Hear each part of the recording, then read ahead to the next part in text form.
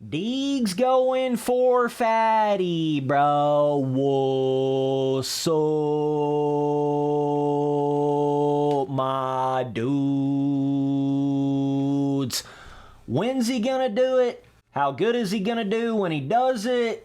That's what this video's all about right here.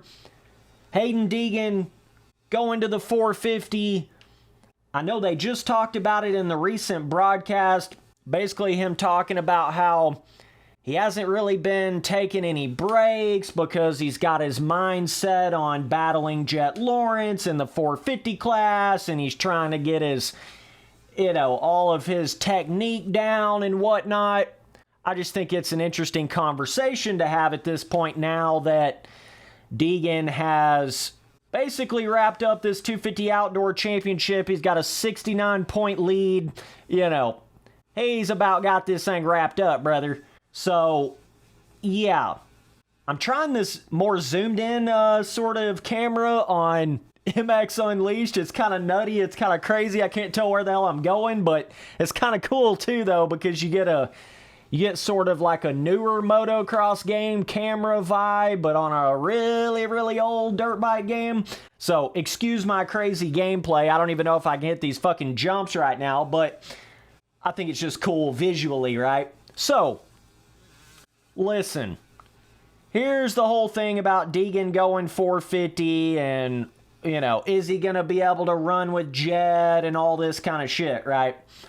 Basically, what it all comes down to is there seems to be two career-defining hurdles when it comes to trying to make it in this pro motocross sort of deal. And those two career-defining hurdles seems to be when you go from the amateur class to the 250 class, and then when you go from the 250 class to the 450 class. They can go out there and absolutely dominate as a 250 pro. They can go out there and win 250 championships, go do all that shit in the 250 class. But then the second you put them on a 450, it's like they're not even the same rider anymore. It's like they just cannot figure it out. I mean, there has been countless amounts of guys that have done that. Like, I mean, I don't want to sit here and name names. You know who they are. And then on top of that, it's when he goes to the 450 class, what sort of changes is he going to have to make with his technique and his, Deegan is known for being the on the throttle, wide open, hanging off the back of the bike. I feel like Deegan's style definitely fits more of a 250 than it does like a 450. You'd probably say Jett Lawrence is more of a 450 style kind of rider. He's not, not real high up in the RPMs. He's real technical. He's really got that technique, sort of that new age technique going on. Deegan's more of your classic, Ricky Carmichael, Villapoto, which, granted, dudes that did really well when they went to the 450. So it's not to say you can't do it, right, with Deegan's style on the bike. And it goes back to that, I don't know how much Deegan's going to try to change up his technique before he goes 450. So it's cool and all that Deegan's winning this 250 outdoor championship, but like, he needs, and I mean needs, Deeg needs to go out there and win a 250 Supercross championship before I feel like it's just like, yep, he's for sure going to go 450 factory ride. He needs to get that 250 Supercross championship. But he's just now getting to this point where he's actually getting what I would call like a real championship. He doesn't have it yet. Anything can happen. Bike malfunctions, injuries, anything can happen. And we're already talking about 450 class. That's kind of crazy. I think we need to pump the brakes a little bit, right? Because even if he gets a 250 Supercross championship, he's probably going to go out there and try to defend it. So I would assume he would have another year in the 250 class, even if he wins next year's 250 Supercross championship. So that's bare minimum probably. It's probably going to be, 2027 or something until Deegan goes 450 That's if everything goes perfect. You know what I mean? Or maybe like 2026 outdoors if he wins some Supercross championships in the 250 class. So there's still some time, you know, between now and Deegan going 450 class. So, but when he does go 450 class, that's another giant hurdle. You know, I feel like it is super rare that you find the sort of Jett Lawrence type situations where they do, you know, really good in the 250 class. They win outdoor championships, they win Supercross championships, then they go right into the 450 class and get a perfect outdoor season and then go right in there and win, you know, both 450 championships, Supercross and outdoors in the rookie season. That is fucking rare. That is not something that happens very often.